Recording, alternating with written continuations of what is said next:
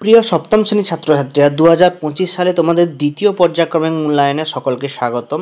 তোমাদের যে second unit test পরীক্ষা হবে, তো তার এই বছর যে নতুন হলিস্টিক সিস্টেমের দ্বিতীয় পরীক্ষাটা 50 নম্বরে, তার প্রশ্নপত্রটা আমি দেখাচ্ছি। দেখো এখানে প্রত্যেকটা অধ্যায়ের কোন কোন অধ্যায় থেকে কত নাম্বার থাকবে। তোমাদের টোটাল মূলত 4টে অধ্যায় পরীক্ষা হবে, 4টে অধ্যায় থেকে 50 নাম্বার থাকবে, যেখানে ছোট প্রশ্ন থাকবে 10 নাম্বার, এমসিকিউ 10 নাম্বার, এসএকিউ 2 নম্বরে 4টে 8 নাম্বার, 3 নম্বরের 4টে 12 নাম্বার এবং 5 নম্বরের দুটো 10 নাম্বার, টোটাল 50 নম্বরের পরীক্ষা তোমাদের হবে।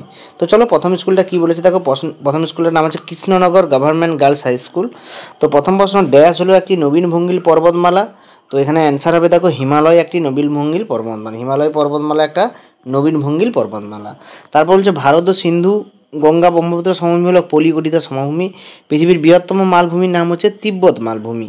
ড্যাশ পর্বতমালা থাকার জন্য সাইবেরিয়ার তীব্র ঠান্ডা, উত্তরে হিমালয় পর্বতমালা বাতাসকে বাধা দিয়ে ভারতের শীতের তীব্রতা কমিয়ে দেয়। বেশিরভাগ মালভূমি অঞ্চলে প্রচুর খনিজ সম্পদ সমৃদ্ধ হয় এবং কোশি নদী হচ্ছে গঙ্গার উপনদী। গঙ্গার একটা উপনদীর নাম হচ্ছে কি কোশি নদী। তো চলো তারপরে প্রশ্নগুলো কি বলেছে দেখো পরের পেজে 303 নম্বর পেজে। তো কি প্রশ্ন বলেছে আমরা দেখব। প্রথমে শুষ্ক অঞ্চলের গিরিখাতকে কি বলা হয়। শুষ্ক অঞ্চলের গিরিখাতকে তোমরা জানো ক্যানিয়ন বলে।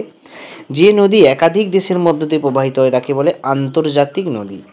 পৃথিবীর বৃহত্তম নদীর নাম হচ্ছে অ্যামাজন নদী, কোনো বদ্বীপ নেই। সারা বছর যে নদীতে জল থাকে না তাকে বলে অনিত্যবহ নদী। তো এরপরে আমরা দেখব তোমাদের সত্য মিথ্যা যে দিয়েছে পরের দাগ নাম্বারে, শুদ্ধ অশুদ্ধ 2 নম্বরের। দেখো 2-এর দাগে প্রথমে বলেছে দেখো ব্ল্যাক ফরেস্ট একটি আগ্নেয় পর্বত, এটা ভুল সম্পূর্ণ। মালভূমির উপর ঢেউ খেলার মতো সমতল, এটা সঠিক। তারপরটা দেখো মিথ্যা হবে, তারপরটা মিথ্যা। ব্যাসল্ট একটি পাললিক শিলা, ভুল, এটা রূপান্তরিত শিলা আগ্নেয় শিলা হবে ব্যাসল্ট, কিন্তু এখানে পাললিক শিলা দিয়েছে। দক্ষিণ আফ্রিকার তৃণভূমি ভেল, এটা সঠিক। অ্যাটলাস পর্বতের সর্বোচ্চ শৃঙ্গের নাম হচ্ছে মাউন্ট তৈবকল, এটাও সঠিক। এরপরে দেখো এদিকে 7-এর দাগ এটা দিয়েছে ছোট ড্যাশ, ঠিক ভুল তোমাদের 10টা দিয়েছে টোটাল। পর্বতের উপরে দিকে সূচল অংশটির নাম হচ্ছে পর্বত গ্রন্থি। পাতগুলি অ্যাস্থেনোস্ফিয়ারের উপর ভাসমান অবস্থায় থাকে, এটা সঠিক। অনেকগুলি ছোট ছোট জলাধার নিয়ে নদীতে মিশলে তাকে শাখা নদী বলে, এটাও সঠিক। প্রাচীনকালে টাইগ্রিস ইউফ্রেটিস নদীর ধারে চৈনিক সভ্যতা গড়ে উঠেছিল, এটা সম্পূর্ণ ভুল। ঠিক আছে, তারপরে দেখো আমাদের ডান স্তম্ভের সঙ্গে বাম স্তম্ভের মিলন দিয়েছে এখানে, তোমরা প্রত্যেকে দেখতে পাচ্ছ। এখানে আমরা মেলাবো। দেখো প্রথমে বলছে কঙ্গো নদী। ঠিক আছে, কঙ্গো নদী এখান থেকে কী হবে না, কঙ্গো নদী উত্তরটা হবে ঘন জঙ্গল চিরসবুজ। কঙ্গো নদী হচ্ছে ঘন জঙ্গল এবং চিরসবুজ। গ্রস্ত উপত্যকা দেখো এখানে দিয়েছে দুটি ফাটলের মধ্যবর্তী নিচু অংশকে গ্রস্ত উপত্যকা বলা হয়।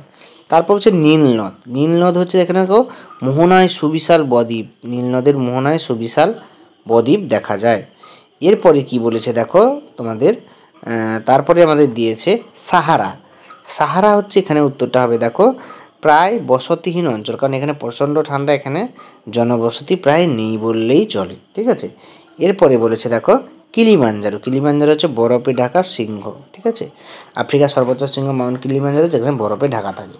তো দেখো এই হচ্ছে আমাদের টোটাল বাম স্তম্ভ ডান স্তম্ভ। আমি প্রত্যেকটা আলাদা কালার দিয়ে মেনশন করে দেখিয়ে দিয়েছি যাতে তোমাদের বুঝতে সুবিধা হয়।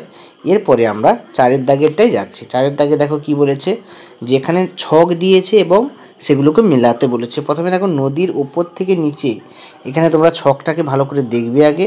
ছকটা ভালো করে দেখে তারপরে কিন্তু প্রশ্নগুলো ভাবে আমি করে দিয়েছি। দেখো এইটাকে ভালো করে ভাবে। প্রথমে বলেছে দেখো, আমি এটাকে জুম করে দেখাচ্ছি যাতে বোঝা যায় তোমাদের। নদীর জল উপর থেকে নিচে ঝাঁপিয়ে পড়ে, এটা জলপ্রপাত। ঠিক আছে, নদীর জল এই দেখো এখানে আছে দেখো জলপ্রপাত। ঠিক আছে, এই যে প্রথমটা। তারপর হচ্ছে নদীর দুই ধারে বন্যার সময় পলি জমে সৃষ্টি হয় প্লাবন ভূমি। ঠিক আছে, এখানে প্লাবন ভূমিটা তোমরা কোথায় পাবে বলো তো, কই আমাকে বলো। এটা কি বলেছে এখানে সূত্র, বন্যার সময় পলি প্লাবন ভূমি দেখো একটা জায়গায় কোথাও লেখা থাকবে, তাই তো, তা না হলে এটা হবে যে দেখো প্লাবন ভূমি, যে প্লাবন ভূমি। ঠিক আছে, তারপরে বলছে দেখো শুষ্ক গিরিখাতকে বলে ক্যানিয়ন। এখানে ক্যানিয়ন তোমরা খুঁজে পাবে অবশ্যই। তারপরে কি বলেছে দেখো না, শুষ্ক অঞ্চল ক্যানিয়ন। তারপর যে নদী সারা বছর লাগে নীলতবহ নদী বলা হয়। তারপরে নদী বহন করে পাললিক শিলা। একটি ভঙ্গিল পর্বতের নাম আলপস। আগ্নেয় পর্বত হলো ভিসুভিয়াস। বহুদূর উড়ে গিয়ে সঞ্চিত হয় লোয়েস সমভূমি। লোয়েস সমভূমি বহুদূর গিয়ে সঞ্চিত হয়। পৃথিবীর ছাদ পামির মালভূমি। দক্ষিণ আমেরিকা ভঙ্গিল পর্বত আন্দিজ। দক্ষিণবঙ্গের ভূমির পর্বতের নাম হচ্ছে আন্দিজ পর্বতমালা। এরপরে দেখো আমরা বড় প্রশ্নতে চলে যাচ্ছি। বড় প্রশ্নগুলো কী বলেছে দেখো পরেরগুলো। প্রথমে 5 দাগের দেখো, এখানে আমি বড় প্রশ্নগুলো দেখাচ্ছি না, তোমাদের সহায়িকা বইয়ের পেজ নাম্বার বলে দিচ্ছি, সেখান থেকে তোমরা পেয়ে যাবে। যাদের সহায়িকা বই নিয়ে কমেন্টে লেখো তাদের আমি PDF দিয়ে দেবো, সেখান থেকে দেখে নেবে। তো দেখো প্রথমে বলেছে এই ব্যবচ্ছিন্ন মালভূমি এবং পর্বত মালভূমি একটা আমাদের সম্পর্ক, এটা রায়মার্টিন সহায়িকা 100 নম্বর পেজে পাবে। জলপ্রপাতের ছবি, এটা 124 নম্বর পেজে। তারপরে বলেছে অশ্বক্রাকৃতি হ্রদ 125 নম্বর পেজে। নীল নদের গতিপথ 275 পেজে এবং আফ্রিকা মাছের বৈশিষ্ট্য, এটা 272 পেজে। এই হচ্ছে তোমাদের টোটাল 1 নম্বর স্কুলের প্রশ্নপত্র। তো দেখো পরের ক্লাসে আমরা 2 নম্বর স্কুলে যাব। যারা চ্যানেলে নতুন অবশ্যই সাবস্ক্রাইব করবে, লাইক করবে, শেয়ার করবে। কোনো সমস্যা হলে কমেন্টে জানাবে। সকলকে ধন্যবাদ। দেখা যাচ্ছে পরের ভিডিওতে আমরা 2 নম্বর স্কুলটা নিয়ে আলোচনা করব।